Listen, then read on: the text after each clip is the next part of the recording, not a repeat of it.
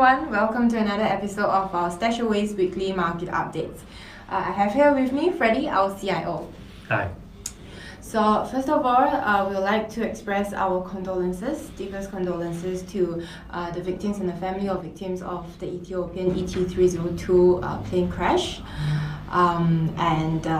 Going from there, we would also like to point out that Boeing has really taken a fall from grace in terms of its shares ever since the incident happened, because we've seen so many different countries' aviation authority coming out to ground the Boeing planes.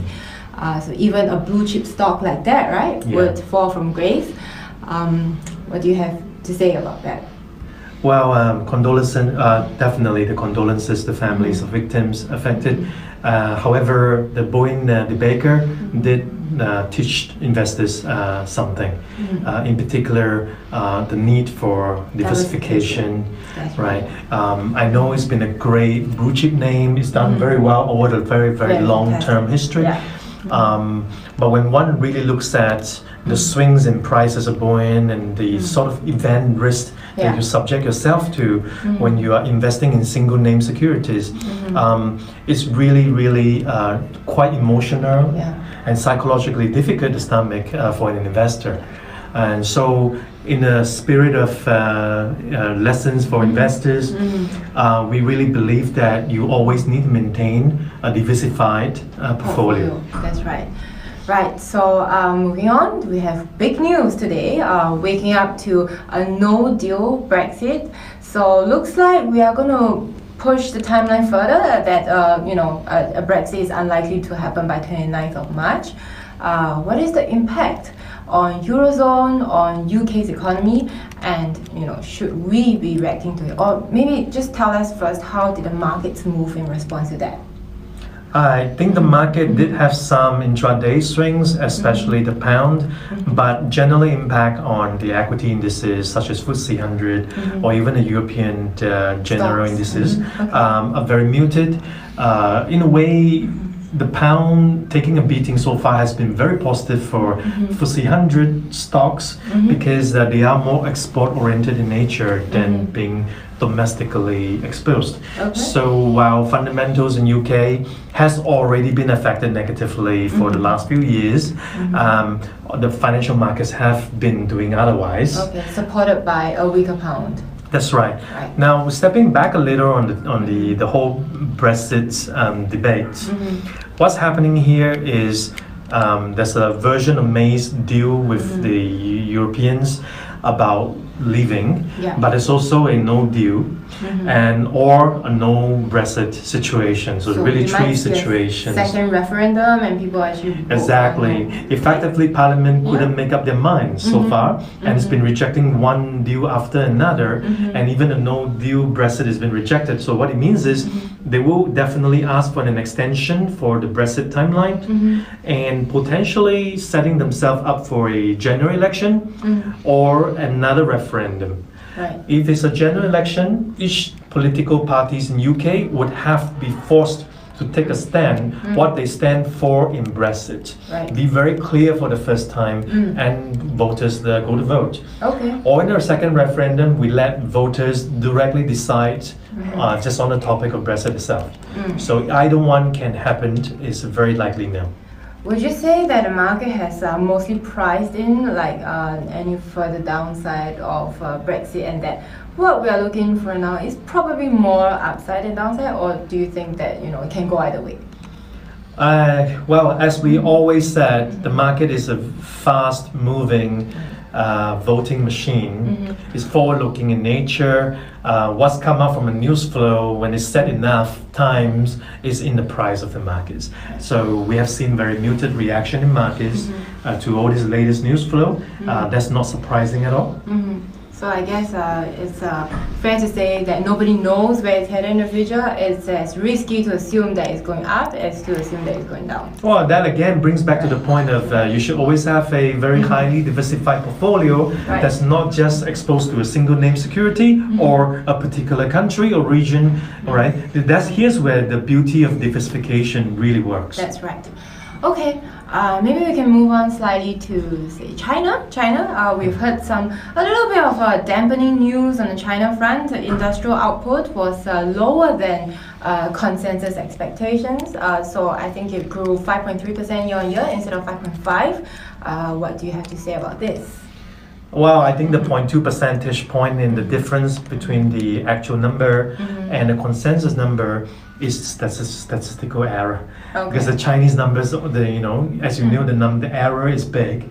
It actually said nothing about surprises. So, contrary to what the media has been saying, I view it as a non-event. Okay. But more likely, I view it even more positively than some because we had a trade tariffs imposed already. Right. We have a holiday seasons and all that, and yet the numbers are just growing slower than expected, but it's not negative. Yeah. Okay. Not bad at all. Talking about that, since we've come to the topic of trade, so we know that probably we are not going to get a confirmed deal for the U.S. trade tensions yet. Seems like China is pretty wary of Trump pulling a walkout on presidency, just like how he did to President Kim. So there seems to be some tension over there, unease, and some kind of a little bit of distrust, I would say. What do you think? Are we getting there, and how should we react to this, or should we even react at all? Well, for one, it's clear now, just on the news flow today in Asian time, we know that China's already asked for postponement in the meeting, and Trump has agreed. It's going to be postponed to the end of April. And main reason is that there's still a big divide between the two sides on the issues like intellectual property rights and enforcement of any deals that's been brokered.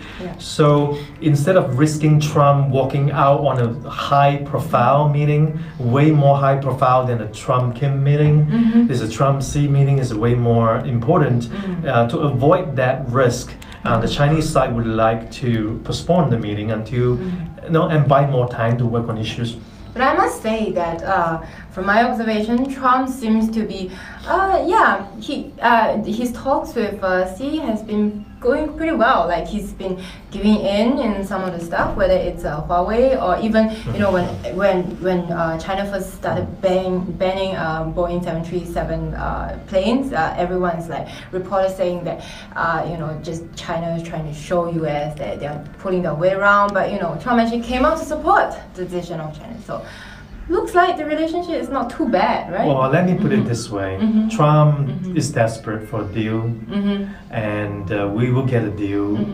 That's my personal opinion. But however, it should not have an undue influence on your investment decisions long term, because in 2020 into the general election, these things can come back again.